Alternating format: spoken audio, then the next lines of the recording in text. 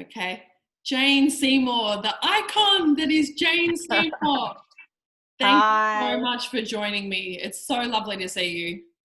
Thank you. You too. It's been too long. I know. I think it's been coming up to a year now, I think, since our last Yes, rendezvous in Nashville, I think was the last time.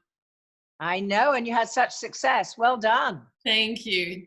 Not as Yes. successful as the iconic Jane Seymour, but giving it a bash, Jane, giving it a bash. Okay. I was thinking back to when you and I met, which was funnily enough at an Open Hearts charity event in Los Angeles. That's right. Yeah, I was invited by a mutual friend and you and I got to talking, and I think you had another event the following evening and you were gracious enough to invite me to that, but I was going to Canada for David Foster's charity event.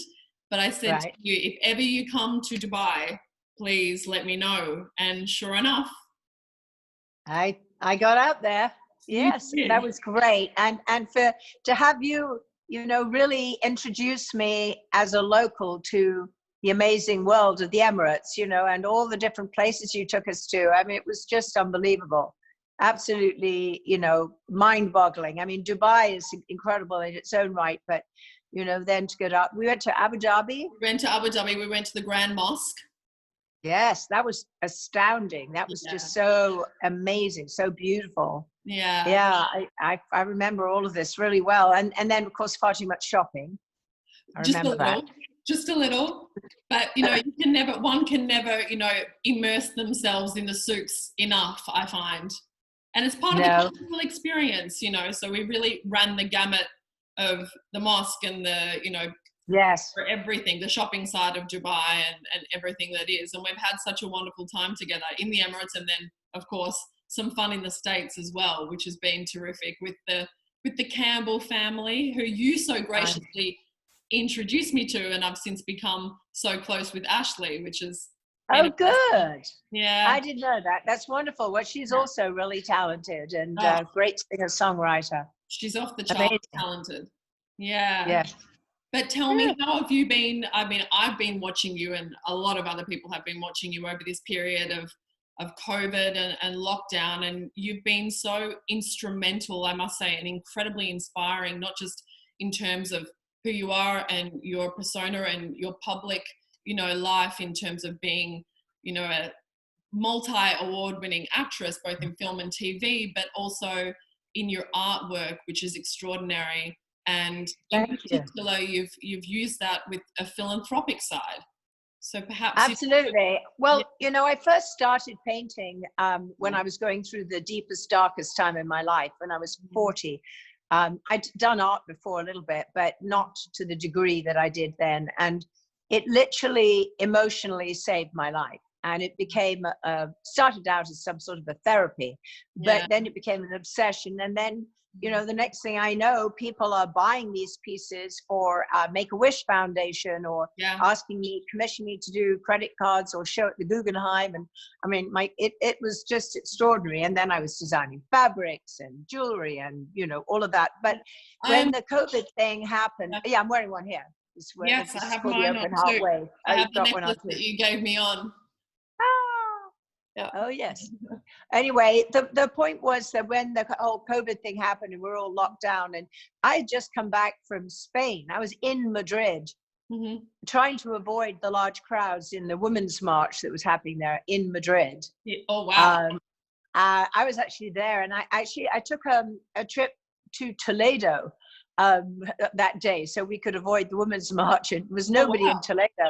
Anyway, long story short, I was supposed to be playing Eleanor of Aquitaine. I was playing in this amazing, huge miniseries called Glow in Darkness. And so I said to them, I said, look, this thing, there's COVID. And the producer said, oh, it's not a problem. It's not a problem. We're fine here. You stay here. You're fine. And I went, I don't think so. So anyway, long story short, I left. Yeah. On the Thursday. The following day, they closed everything down. Yeah. The city, the country, everything. So I came back here, and I just thought, well, what can I do to help people that aren't, stuck in a comfortable, nice place, And with the Open Hearts Foundation, we've always tried to support smaller nonprofits and organizations that you might not have heard about that we vetted. They're fantastic, that are, with a very small amount of money can do an enormous amount of difference. Yes. So that's what we do. So I'm very proud to say that you're concentrating quite a lot on women in particular, women and children. Women and children. Violence. Yes, a lot of our fundraising. We realized that investing in women and children was, hate to say it, what, kind of the best thing to do, certainly in terms of charity. And abused women, foster kids, women who've done their time in prison and just suddenly thrown out there and can't get a job and don't know how to stay sober and don't know how to get the kids back. And I mean, a lot of different things, enormous food issues right now, and just, regular supplies. I mean, my daughter Katie was pointing out to me that she and my dear grandchildren would put packages together in Santa Monica, which is a reasonably affluent area here, and take them out to homeless women, countless homeless women that, didn't even have, basic sanitary needs, let's put it bluntly. Yeah. So you can say it how it is, So anyway, I'm very proud to say we've already raised and distributed $207,000, and now to various different charities, all of which you can look up on the Open Hearts Foundation. You can hear exactly what they've done with the money and who they are and why they're important, and a lot of them are African American organizations or organized by African Americans. So it's across the gamut and different parts of America. And then the artwork I was doing during COVID, I thought, well, I was asked, would you paint with some people stuck in old people's homes? And I thought, okay. So I started doing live painting for like an hour or so. Yeah. And I got this one woman, we painted cockerels, and it was magic. It was so much fun. And so that's why it was a series of cockerels. And then another woman who had ALS and could barely move her hand, was on a breathing machine. She was actually in hospice, and I'm sad to say she passed last week. Oh, wow. But she'd never painted. She painted till the day she died. And we painted together, and I showed her how to do it. And so basically, I found that art was healing me by sharing it with people. Yeah. And I've been doing that across the country, and you can do it like this with Zoom. And I had fun with it. And I thought, what am I going to do with these paintings? And, the paintings that are healing me. And I thought, let's heal others. So I put them out. We only have one day left, noon Pacific time tomorrow. The live auction is up. And so we're hoping we get some good bidders right now. The prices are way less than if you went to any one of my art shows. Yes. So they're bargains. Watching this, jump on and buy a piece. And just so you know, 100% is going to charity. I'm not keeping a penny. There's no gallery that's getting anything. The cost of paint and canvas, it's all thrown in. And I'm very proud of the pieces. They really are. They're great. It's hard to show people online, but I think you get a pretty good idea. And if you go on my Instagram or Facebook, you can see me actually holding them next to me. That gives you an idea of, what they're like.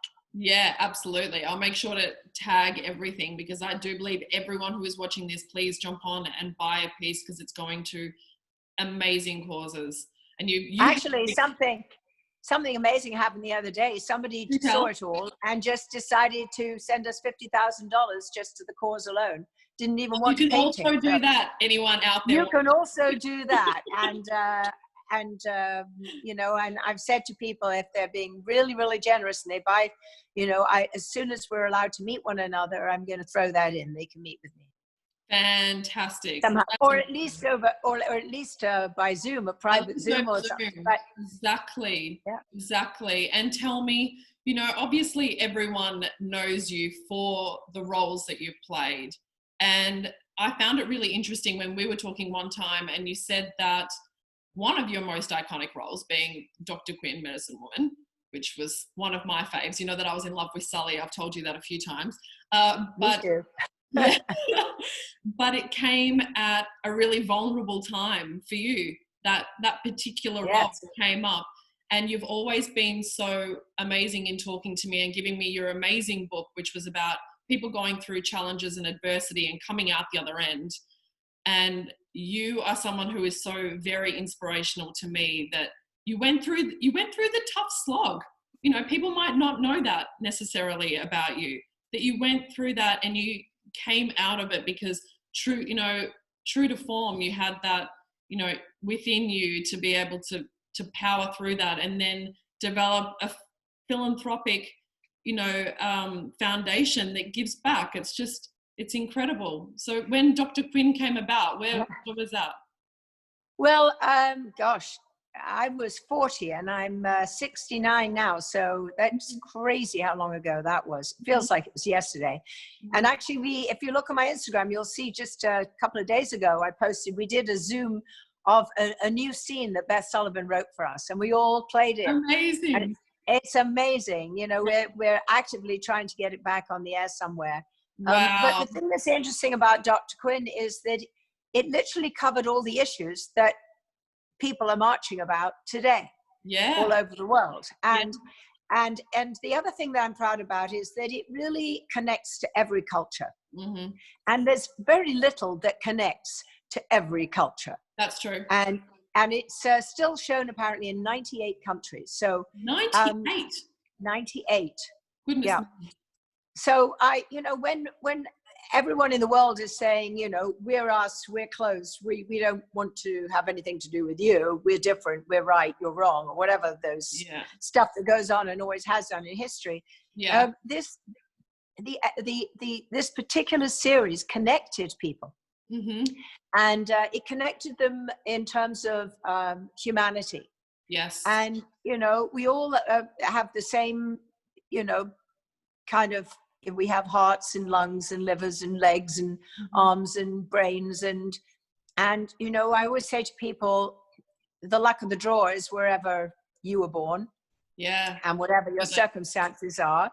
And it's like being on a body of water, and then comes the woohoo moment where you kind of make a name for yourself, or fall in love, or, you know, something great happens. And, you know, up here doesn't last forever. It goes down. And it's like a wave. It goes up and down. And I always say that if your heart and your mind are open, you can weather the, you know, the scuffing at the bottom of the wave, and it will continue to move, and you will connect with something new, a new mission, new friends, new job, new passion, new interests, new ideas or opinions about things. And my mother really inspired all of this. She survived World War II in an Indonesian, in a Japanese internment camp in Indonesia, where she was living. And, you know, it's interesting now we're talking about colonialism and all that kind of stuff. But there she was on a tea plantation. And anyway, long story short, she really said to me, she said, darling, when you have a struggle or a challenge in life, which we all will have,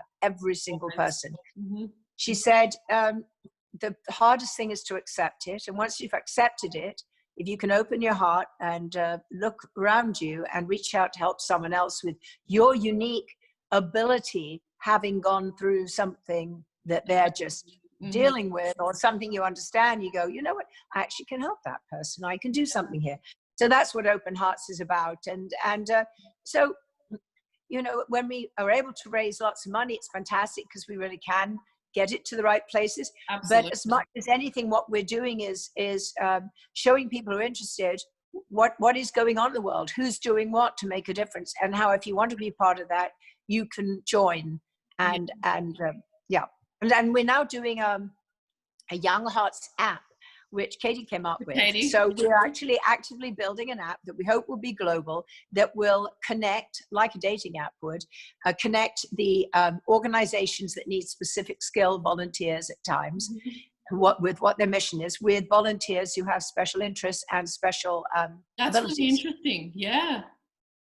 So anyone wants to know more about that, come to Open Hearts Foundation. We can tell you all about it, but we're actively raising money for that as well right now. Oh, wow. Okay. And what year was it that Open Hearts started? I think it's been just over 10 years. The Open Hearts Foundation is over 10 years. The jewelry, I'm not sure. I think longer than that. But currently we are discussing, I'm no longer with K Jewelers. I had an exclusive arrangement with them for about 10 years, which was phenomenally successful. I mean, Yes. more successful apparently than any jewelry range ever been like that. Mm-hmm. So we're now actively broadening and taking it out, and we want to go global. So incredible.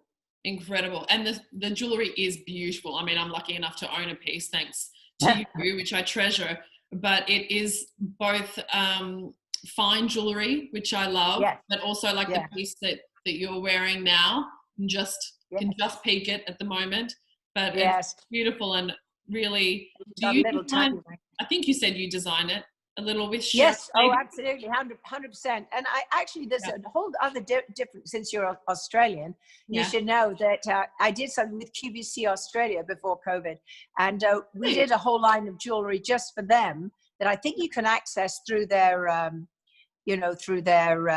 website, based on my watercolors. So everything I do is authentic, and it's based on something that I create and that has meaning to it. So that's my brand. If you had to look at, what am I doing? And everything gives back to help other people.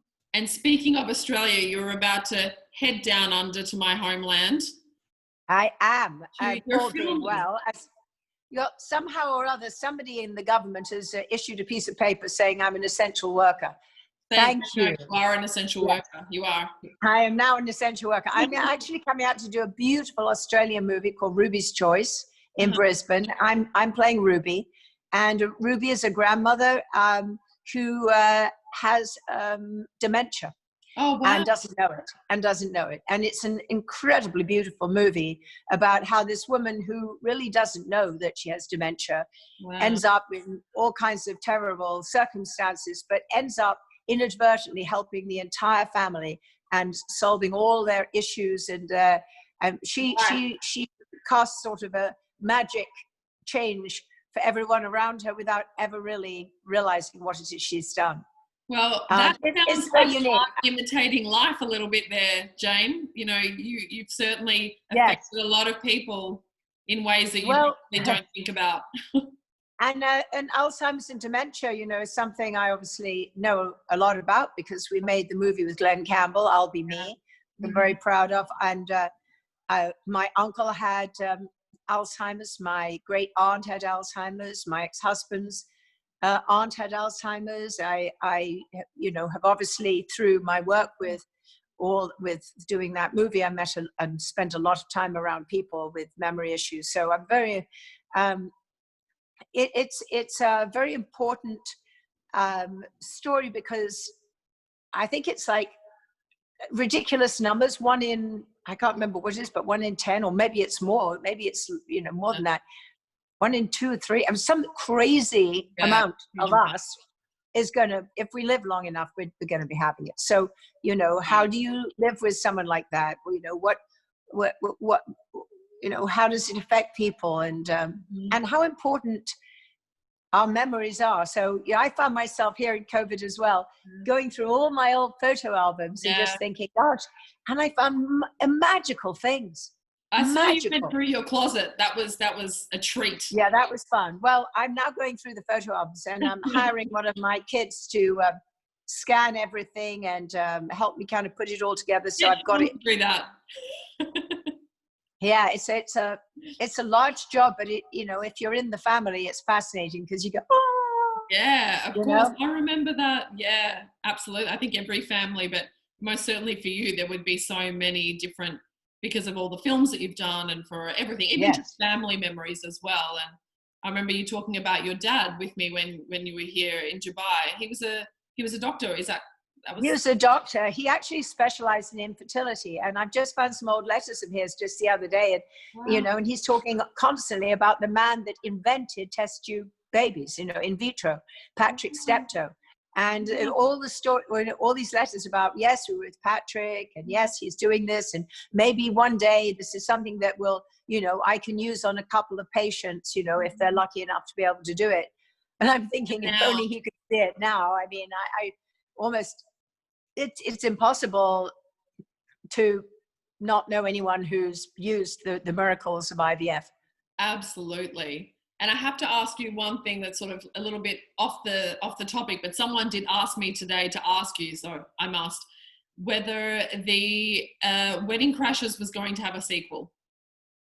I have no idea, absolutely no idea. But Fine. you know, I read something the other day Yeah. that they were trying or thinking about it, but that was such a hilarious movie. It was brilliant. One of my favorites. You were spectacular in it. And I Thank you. that there was a lot of ad lib in that film, which is Well, actually, not in my part. I don't think. because Might have said something, but Vince Vaughn was ad libbing the whole time. Yes, the rest of us not so much. Yeah, you know, actually, I'm about to do a series in Ireland as well, straight after Australia. Yeah, funnily enough, the only two really safe places, it seems, are Australia and Ireland. And I think it's because they won't let anyone in. But again, I think in Ireland, they're going to let me in as well. I would imagine, having been in Australia under quarantine there, I would be a safe bet. But it's my own series called Harry Wild, and it's absolutely brilliant, about an English professor from Cambridge University who ends up becoming a sleuth. So oh wow, I'm looking forward to that. I have more work. I have more work than you could possibly imagine. And I'm sort of thinking to myself, and I'm designing and doing other things. So I'm going to be going on the road. Yes. COVID friendly with my paints, my little camera. Yes. And I'm, you know, just going to see how it goes. So the aim with the auction, I believe that you're hoping for around, do you know the monetary mark that you? Well, we would like as much as we could get, you know, 100 would be fantastic. There are some amazing oils that haven't even been bid on yet. And the minimum bids on them are like way less than half of what they would be if you ever, you know, saw them normally anywhere. We, you know, this is the time that people bid at the last minute. Yeah. And some people have been really generous and they've just sort of bought it outright and said, you know, I just want this. Here's the amount done, which is fantastic. You can do that too. So yes. But because we haven't framed them in glass or anything like that, we'll be able to pack them really easily and send them anywhere in the world. Perfect.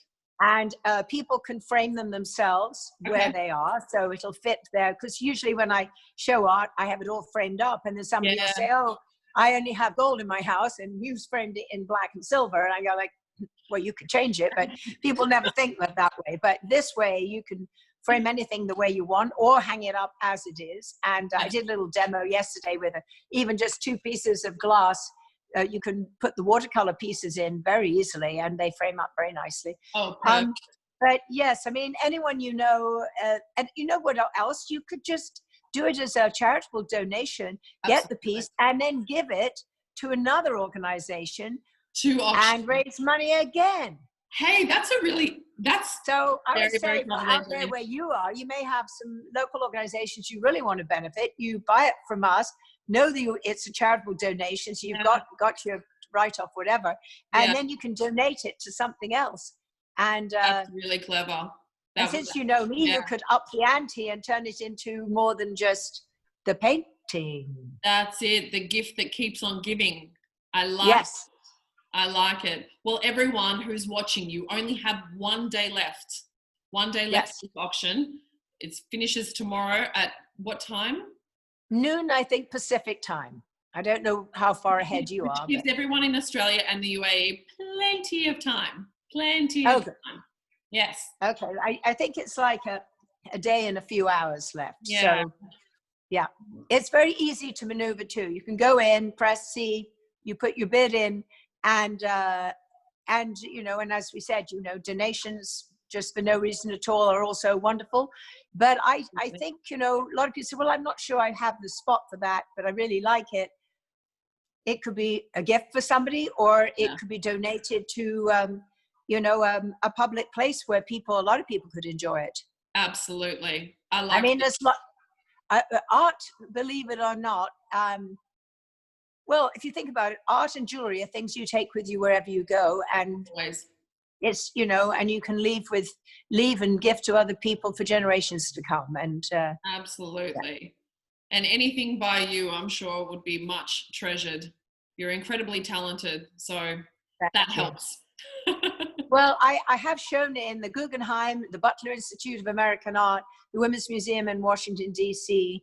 Just to and yeah, and some of these little open heart images, I mean, those have become, you know, an iconic jewelry brand in its own right too. So it's all for a good cause. I just thought, you know, we had this thing called the Open Hearted Challenge, and I put it out to her and said, what can you do to make a difference? And Olivia Newton-John, who's my friend, as you know, was one of the first people to jump up, and she posted a thing. She said, you know what, every day I'm calling up somebody that I know is probably having a harder time than I am being alone, and I'm catching up with them and checking on them and making sure they're okay. So that's kind of the spirit of what this is. Yeah, I love that. I mean, out of, you know, such a incredibly difficult time globally comes really great stories. It's always adversity that, you know, the flower grows out of the concrete, right? Exactly. The flower grows out of the concrete. And, you know, I think it's a different world now. I think, you know, people are educating themselves to understand that different isn't really different. We're all connected. Absolutely. and we all care about the same things. We want to be healthy, we want to enjoy life, we want to try and make the world a better place, and we want our kids to grow up safe and find their passion in life, and you know, find our purpose. What's our purpose? It doesn't matter how you find it. Find your purpose and enjoy it and spread it. Absolutely. Well, I can't thank you enough for both your friendship and your time today, and for everything that you do that really is inspiring, and you really do use your name and your public persona and profile for the good, which is hard to find these days sometimes. Well, have people check me out on the Instagram and Facebook. Yes. Because I try to post almost every day, and I'm highly findable, easily findable. And this is just the beginning. I'm always going to find ways, you know, especially while we're all in isolation, to highlight where there is need and invite people to join me on the mission of helping others from your sofa. Absolutely. So everyone jump on. It's Jane Seymour. You'll see the blue tick mark, and obviously openhearts.org. Openheartsfoundation.org, I think. I'm not sure, but it's all linkable from my. Yeah. You get it right for me, Elizabeth. I'll get it right for you. Don't you worry about that, Jane. And then I'm going off to play a little golf now with my son, so I've got to come back out to your part of the world. You've got some ridiculously beautiful golf courses there. We do, and I have seen Sean has been keeping up his golf, which was very impressive. I'm going to see him right now. Yes, he never stops. I'm doing beautiful photography. My daughter Katie's doing amazing photography. Katie J. Flynn photography. Check it out. It's really good. Katie J. Flynn. And she also did a movie called Towns that won lots of awards and things. Okay. And my granddaughter is the only actress in it, star. And I think she was 6 at the time, but she's been winning, you know, Best Actress awards. Anyway, and that takes place in the desert. Because my daughter has a place in Landers, which is in the California desert. Yeah, very close to Joshua Tree. Oh, so amazing. Well, so if you want to see a little of it. Yeah. Anyway, once all of this is kind of calmed down, I hope to be able to see you and catch up and rendezvous somewhere again and have some fun again. Let your Aussie friends know I'm coming down under, will you? Oh, I will. Don't you worry about that. Everyone in Aussie or anyone who can fly. Yeah. Absolutely. I'll be there. Oh, you're amazing. Thank you again so much. Sending you lots of love to the family. And we'll speak to you soon. But I'm listing everything, guys. Get on to this auction, please. Thank you. No worries. Love you. You love you Bye. too. Bye.